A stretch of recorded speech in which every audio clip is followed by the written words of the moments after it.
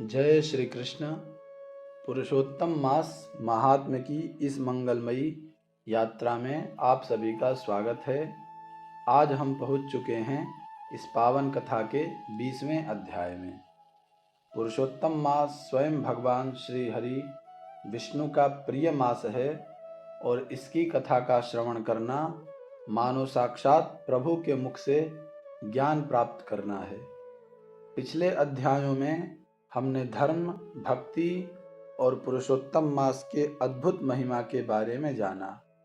आज का 20वां अध्याय हमारी श्रद्धा और ज्ञान की डोर को और भी मजबूत करने वाला है। तो आइए मन को शांत करके प्रभु श्री हरि का ध्यान करते हुए इस दिव्य कथा का श्रवण करें। हरे राम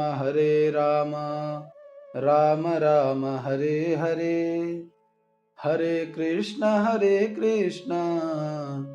कृष्ण कृष्ण हरे हरे। ऋषियों की पवित्र सभा में एक बार फिर गंभीर वातावरण छा गया। सभी मुनि भगवान नारायण की दिव्य कथाओं में तल्लीन थे, परंतु उनके मन की जिज्ञासा अभी शांत नहीं हुई थी।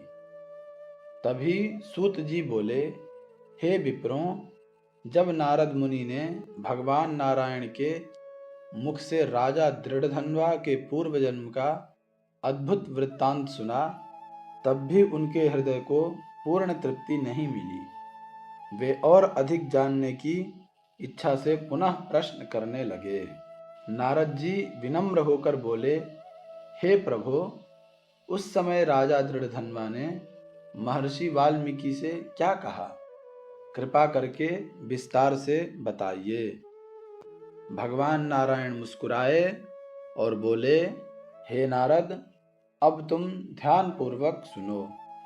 जब राजा दृढ़धन्वा ने अपने पूर्व जन्म का रहस्य जाना, तब उनके हृदय में वैराग्य और जिज्ञासा का उदय हुआ।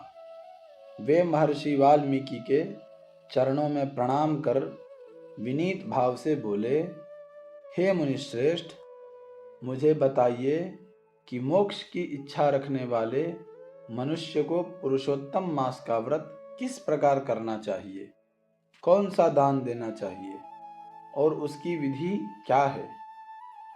हे प्रभु, यह ज्ञान केवल मेरे लिए ही नहीं बल्कि समस्त लोगों के कल्याण के लिए आवश्यक है।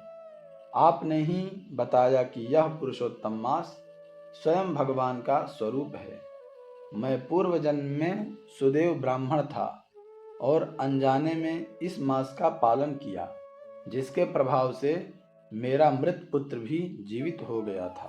किंतु हे मुनिवर, अब इस जन्म में मैं सब कुछ भूल गया हूँ, अतः कृपा करके इसकी संपूर्ण विधि पुनः बताइए। राजा के इन विनीत वचनों को सुनकर महर्षि वाल्मीकि अत्यंत प्रसन्न हुए।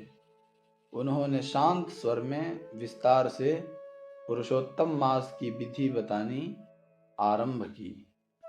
हे राजन, इस पवित्र मास में मनुष्य को ब्रह्म मुहूर्त में उठकर सबसे पहले भगवान का स्मरण करना चाहिए। शुद्धता का विशेष ध्यान रखते हुए नित्य कर्म संपन्न करे। शौच, स्नान, आचमन और दंत धावन आदि विधि पूर्वक करे। स्नान के पश्चात शुद्ध वस्त्र धारण करे। गोपी चंदन से तिलक लगाकर प्राणायाम और संध्या वंदन करे। फिर एक पवित्र स्थान पर मंडल बनाकर कलश स्थापित करे और उसमें तीर्थों का आवाहन करे। गंगा, गोदावरी, कावेरी और सरस्वती का स्मरण करे। इसके बाद श्रद्धा और भक्ति से भगवान पुरुषोत्तम की मूर्ति स्थापित करके विधि पूर्वक पूजा करे। गंध, अक्षत, पुष्प, दीप और नैवेद्य अर्पित करे। हे राजन, यह शरीर बहुत ही दुर्लभ है। धन, घर, पुत्र ये सब बार बार मिल सकते हैं, परंतु यह मानव शरीर बार बार नहीं मिलता। इसलिए इसे धर्म के लिए ही उपयोग करना चाहिए। यह संसार क्षणभंगुर है। युवावस्था पुष्प के समान शीघ्र मुरझा जाती है, धन जल की तरंग के समान चंचल है और जीवन प्रतिदिन घटता जाता है।